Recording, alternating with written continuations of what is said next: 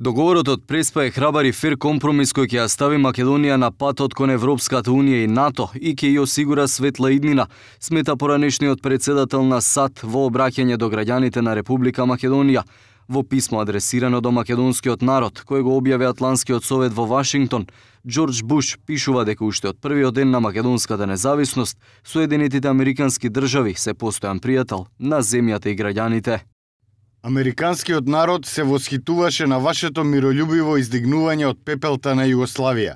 Ја почитуваме вашата храброст да се придржувате до демократските вредности и слободните институции и го поддржуваме вашиот стремеж за остварување на напредок и безбедност во Европа, која е цела, слободна и живее во мир. Буш вели дека како председател на САД имал чест да го поддржи председателот Трајковски во 2001 година, кога тој ја оттргнал Македонија од работ на граѓанската војна во правец на општество, дефинирано со мултиетничко разбирање и владење на правото. Истакнува дека договорот од Преспа ќе осигура светла иднина, која председателот Трајковски е имал замислено.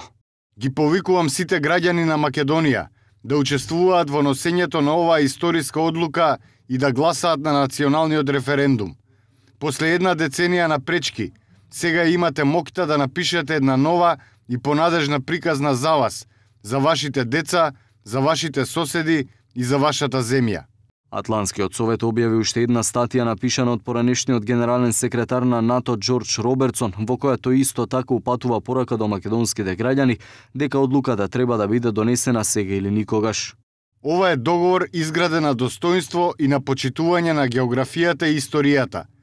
Тој го признава соседството и позадината на регионот богат со историја, но исто така и регион кој гледа во иднината. Но тоа е шанса која ако се загуби нема да се повтори за многу години или никогаш.